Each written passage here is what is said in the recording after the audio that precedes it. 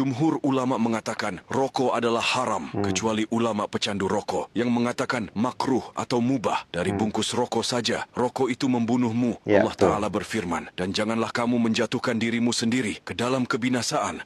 Surat Al-Baqarah 195. Dan rokok memberi dampak buruk bagi orang lain.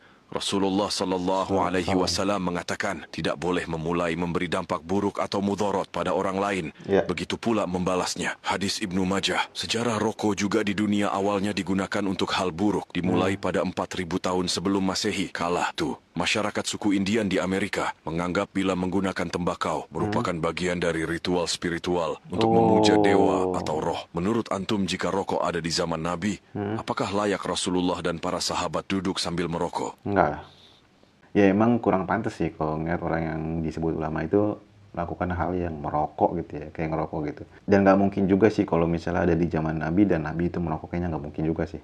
Ya sekarang logika aja, dari sisi kedokteran deh, jangan segi kedokteran aja, bukan dari sisi agama nih. Dari sisi kedokteran aja rokok itu nggak baik, mengganggu kesehatan. Baunya pun mengganggu pernapasan juga.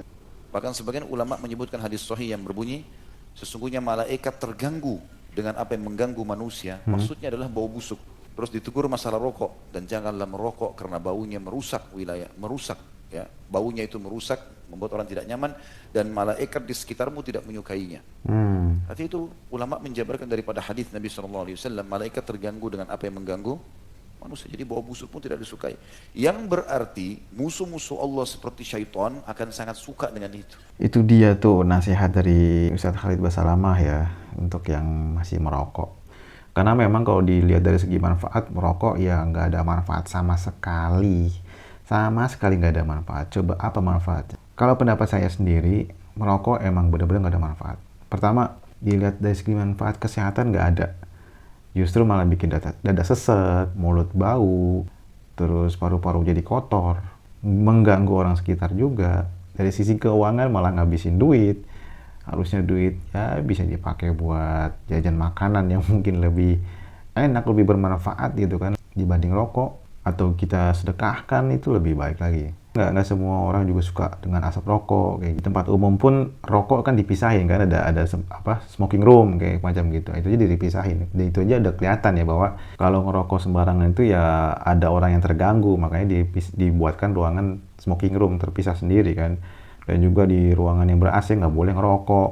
Di rumah sakit juga kan nggak boleh ngerokok. Di pom bensin pun nggak boleh ngerokok. Nah itu udah jelas berarti kan dari segi manfaat pun ya nggak ada. Dan alhamdulillah saya diberi hidayah oleh Allah Subhanahu Wa Taala untuk bisa berhenti ngerokok. Awalnya memang sulit, tapi lama-lama alhamdulillah dengan tekad ya, dengan niat yang benar-benar lillahi ta'ala ya, dan Allah Subhanahu Wa Taala, karena kita mau benar-benar lebih mendekatkan diri kepada Allah Subhanahu Wa Taala lagi ya, alhamdulillah dimudahkan kok. Untuk teman-teman yang belum bisa berhenti ngerokok, yang sulit banget buat tinggalin rokok, coba diniatkan lagi, lebih kuat lagi. Pokoknya pasti bisa deh, kalau emang udah niat dari hati, pasti bisa.